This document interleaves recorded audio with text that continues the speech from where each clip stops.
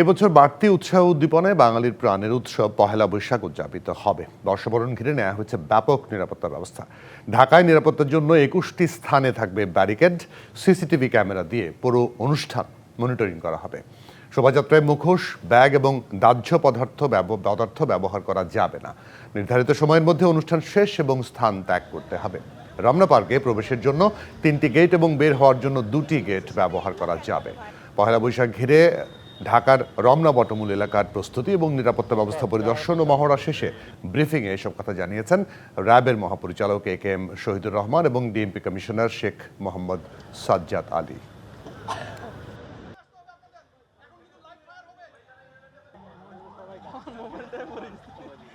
আজকে রাত পোহালে কাল সকালেই বাংলা নববর্ষ বরণ করা হবে, সেটা নিয়ে প্রস্তুতি চলছে। আমাদের দুই সহকর্মী দু জায়গায় আছেন, চারুকলা অনুষদে আছেন একজন, সোহরাওয়ার্দী উদ্যানে আছেন একজন। তাদের সঙ্গে আবারও যোগাযোগ করার চেষ্টা করছি। শুরুতে চারুকলা অনুষদে আছেন ফরহাদুজ্জামান, তার কাছ থেকে একটু জেনে নেব। ফরহাদুজ্জামান, আপনি যদি শুনে থাকেন আপনি যুক্ত হবেন অবশ্যই। আপনার কাছ থেকে জানতে চাওয়া, ফরহাদুজ্জামান, আপনার কাছে জানতে চাওয়া যে কিছুক্ষণ আগে যতটুকু শুনতে পেরেছে যে যেই একজন দুর্বৃত্ত বলা হচ্ছে যে কিনা এই মোটিভটাতে আগুন দিয়েছিল, তাকে শনাক্ত করা গেছে, সে তার পরিচয় পাওয়া গেছে কিনা, প্লাস একটা জিনিস আপনার কাছ থেকে আরও জানতে চাই যে মোটিভের একটা ধরন বোধহয় এরই মধ্যে প্রস্তুতি শুরু করেছে, শোলা দিয়ে তৈরি হচ্ছে, সেটিও বোধহয় কালকে পাওয়া যাবে, কি বলেন? জি ধন্যবাদ। রাত পোহালেই নববর্ষর উদযাপন শুরু হবে। এরই মধ্যে কিন্তু আপনি জানেন যে গতকাল ভোরবেলায় কিন্তু যে স্বৈরাচারের যে মুখাকৃতি সেটা কিন্তু পুড়িয়ে দেওয়া হয়েছিল, পাশাপাশি শান্তির প্রতীক কবুতর সেটাও কিন্তু পুড়ে গিয়েছিল, এর পাশাপাশি জুলাই ৩৬ সেটাও পুড়িয়ে গিয়েছিল। এর মধ্যে জুলাই ৩৬-এর কাজ শেষ হয়েছে, কবুতরের কাজও শেষের দিকে। আর মুখাকৃতিটা, যে স্বৈরাচারের যে মুখাকৃতি সেটাও কিন্তু ইতিমধ্যে কিন্তু কাজ শুরু করেছে এবং এটাও কিন্তু শেষ হয়ে যাবে। তবে এটা কিন্তু বাঁশ এবং কাঠের ছিল যেটা পুড়িয়ে দেওয়া হয়েছিল, এখন কিন্তু শোলা দিয়ে তৈরি করা হচ্ছে।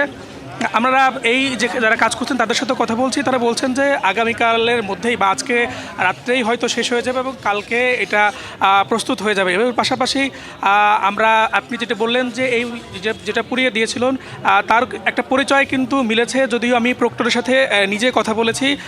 তিনি বলছেন যে তিনিও জানতে পেরেছেন এই সামাজিক যোগাযোগ মাধ্যমে, তবে এখনও এটা নিশ্চিত করে তিনি বলতে পারেননি। তবে এরই মধ্যে আমরা জানতে পেরেছি তিনি আরবি বিভাগের ৩য় বর্ষের শিক্ষার্থী, তার নাম রাকিব, এবং সে কিন্তু একসময় ছাত্রলীগ সমর্থন করত, এমনটাই কিন্তু জানতে পেরেছি।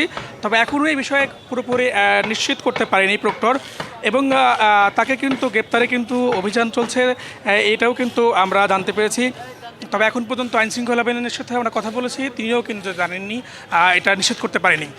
পাশাপাশি এবার ডিএমপি কমিশনার কিন্তু আজকে বলেছিলেন যে শোভাযাত্রার আগেই কিন্তু এই কাজের সাথে যে জড়িত তাকে কিন্তু গ্রেপ্তার করা হবে। আমরা দেখেছি যে এছাড়া পাশাপাশি যে ঘোড়ার গাড়ি ছিল সেটাও কিন্তু প্রস্তুত হয়ে গেছে, ইলিশ মাছ সেটাও কিন্তু প্রস্তুত হয়ে গেছে, বাংলার আবহমান ঐতিহ্যর যে পালকি সেটাও কিন্তু ইতিমধ্যে প্রস্তুত হয়েছে। এই স্বৈরাচারের মুখাকৃতি ছাড়া বেশিরভাগ যে অবয়ব আছে সেগুলো কিন্তু বেশিরভাগই কিন্তু তৈরি হয়ে গেছে এবং আগামীকালকের মধ্যে বা আজকে রাতের মধ্যেই কিন্তু সব কিছু একদম পুরোপুরি শেষ হয়ে যাবে, এমনটাই কিন্তু আমরা জানতে পেরেছি এর আগে। এবং এবারের যে শোভাযাত্রা সেটার নাম কিন্তু পরিবর্তন হয়েছে, আপনি জানেন। বিশ্ববিদ্যালয় প্রশাসনও সেটা সংবাদ সম্মেলন করে জানিয়েছিলেন এবং তারা বলছেন যে গত কয়েকবারের তুলনায় এবার কিন্তু ব্যাপক উৎসাহ উদ্দীপনার মধ্যে কিন্তু শুরু হয়ে যাবে। আমরা দেখেছি যে মাছ এবং বাঘ কিন্তু ইতিমধ্যেই প্রস্তুত করে কিন্তু এই যে গাড়ির উপরে কিন্তু রেখে দেওয়া হয়েছে এবং ৩৬ জুলাই আমরা দেখেছি কিছুক্ষণ আগে শেষ করে সেটাও কিন্তু এই যে শোডাউনের জন্য শোভাযাত্রার জন্য কিন্তু প্রস্তুত করে রেখে দেওয়া হয়েছে। এরই মধ্যে আমরা দেখেছি যে আরও বিভিন্ন রাজারানির যে মুখোশগুলো আছে সেগুলোও কিন্তু প্রস্তুত করা হয়েছে এবং এগুলোও কিন্তু কাজ চলছে। পাশেই চৈত্র সংক্রান্তির অনুষ্ঠান কিন্তু আমরা দেখেছি যে সেখানেও কিন্তু ব্যাপকভাবে শুরু হয়েছে এবং গতকালকে আমরা শিক্ষার্থীদের সাথে কথা বলেছি, গতকালকে নাশকতা না হলে কিন্তু গতকালকে কিন্তু কাজ শেষ হয়ে যেত, তারা কিন্তু এমনটাই আমাদেরকে জানিয়েছেন। ইতিমধ্যে কিন্তু আমরা দেখেছি যে মুগ্ধের পানির বোতল সিটির কাজও কিন্তু শেষ হয়ে গেছে এবং ঢাকা বিশ্ববিদ্যালয়ের প্রক্টরও আমাদেরকে বলেছেন যে তারা সর্বোচ্চভাবে চেষ্টা করছে যেন আগামীকাল এর জন্য সর্বোচ্চ স্বতঃস্ফূর্তভাবে যেন সবাই অংশগ্রহণ করতে পারে, তার জন্য যত রকমের আসলে প্রস্তুতি নেওয়া দরকার সেই প্রস্তুতি কিন্তু তারা নিচ্ছে এবং এখনও কিন্তু শেষ মুহূর্তে যেহেতু কাজ চলছে সেটাও কিন্তু পুরোদমে কিন্তু কাজ চলছে। আপনি দেখতে পাচ্ছেন এখানে কিন্তু দর্শনার্থীরাও কিন্তু এসেছেন এই কাজগুলো দেখার জন্য এবং সব ধরনের কাজ এবং প্রস্তুতি কিন্তু শেষ হয়েছে।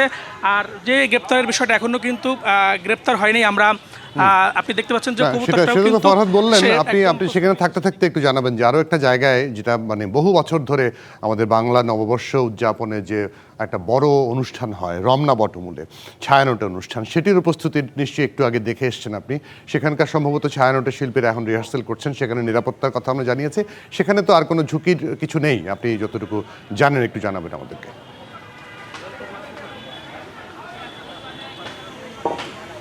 যে এখন পর্যন্ত সেখানে কোনো ধরনের ঝুঁকি নেই এবং আপনি জানেন আজকে ডিএমপি এবং র্যাবেরও একটা সংবাদ সম্মেলন হয়েছে, তারাও কিন্তু জানিয়েছেন সব ধরনের প্রস্তুতি নেওয়া হয়েছে এবং ঢাকাতে 18,000-এর বেশি বা 18,000-এর মতো আইনশৃঙ্খলা রক্ষাকারী বাহিনী কিন্তু কাজ করে, পাশাপাশি সাদা পোশাকে, এবং গোয়েন্দারাও কিন্তু নজরদারি রেখেছে।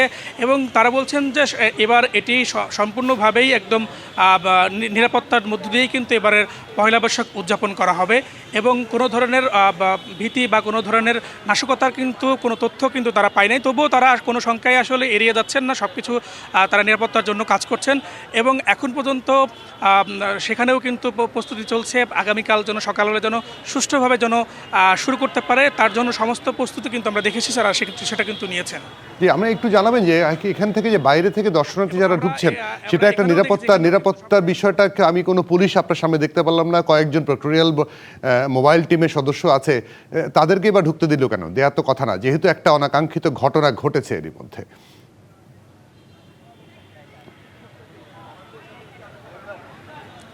না, এটা সত্যি। আজকে এখানে আমরাও যখন এসেছি তখনও দেখেছি আইনশৃঙ্খলা বাহিনীর কিছু সদস্য এখানে আছেন, তবে কোনো ধরনের তল্লাশি বা কাউকে জবাবদিহির আওতায় কিন্তু আনা হয়নি। সবাই সবার মতো করেই কিন্তু এখানে প্রবেশ করছে।